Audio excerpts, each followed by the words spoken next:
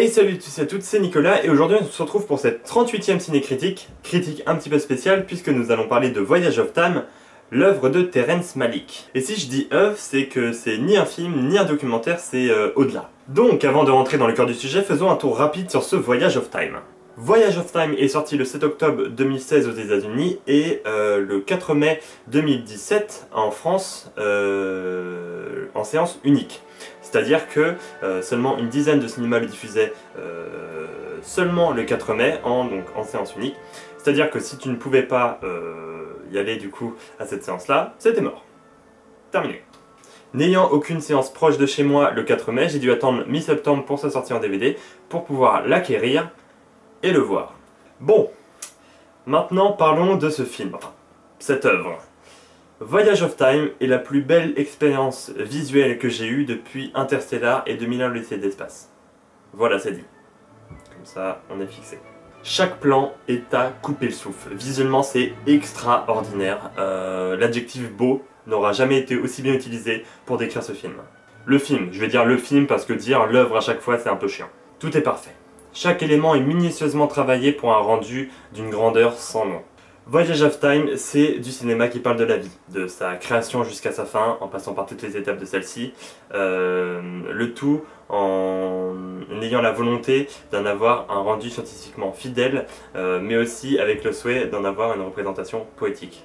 Sachez que Terrence Malick a travaillé 40 ans sur le film avant que ce dernier puisse voir le jour. 40 ans, c'est beaucoup. Pour entrer dans les détails, il y a vraiment la volonté de la part du réal de mêler l'infiniment petit avec l'infiniment grand. Il y a aussi cette volonté de jouer, entre guillemets, avec les contraires, l'eau et la lave, le bout d'une explosion avec le silence, la vie et la mort, etc. Bref, il y a vraiment presque une obsession pour les contraires, qu'ils soient physiques ou symboliques. La musique, parce qu'il faut en parler, la musique fonctionne parfaitement bien, certaines scènes musicales m'ont vraiment transporté. Le film nous fait voyager finalement. Le film est accompagné par la narration de Cate Blanchett.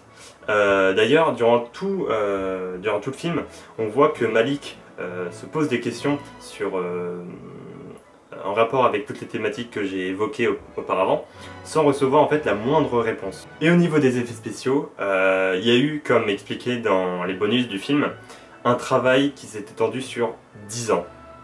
Et quel boulot! Quel boulot vraiment! Il y a vraiment des recherches par rapport à certains effets spéciaux qui innovent par rapport à ce qu'on a déjà vu auparavant. Vraiment, il y a des choses fantastiques, incroyables. Visuellement, c'est fou. Visuellement, c'est fou. Et on arrive au moment où je ne sais pas trop quoi dire finalement, parce que c'est une expérience que j'avais jamais eue auparavant, et de ce fait, je ne peux pas la comparer avec une autre œuvre. Voyage of Time est ce genre d'expérience assez unique qu'on a très peu souvent, donc foncez. Foncez le voir parce que c'est une œuvre fabuleuse qui m'a marqué par ses visuels mais aussi par les messages qu'il évoque. Clairement, on a très peu souvent ce genre de choses. Et le pire dans tout ça, c'est qu'il est assez discuté, le public est assez divisé sur le film. Alors, comme la plupart en fait des films de Terrence Malick, c'est quelqu'un qui divise beaucoup. Moi, il faut savoir que j'ai vu aucun film de ce mec. Je voulais voir Song to Song qui est sorti le 12 juillet 2017 je crois, mais mon cinéma ne diffusait pas le film, du coup je dois attendre sa sortie en DVD Blu-ray qui devrait peut-être tarder maintenant. Dans tous les cas, voilà, c'est un film qui a beaucoup divisé apparemment, je ne comprends pas. Dans tous les cas, c'est une raison de plus pour aller le voir et de vous faire votre propre avis.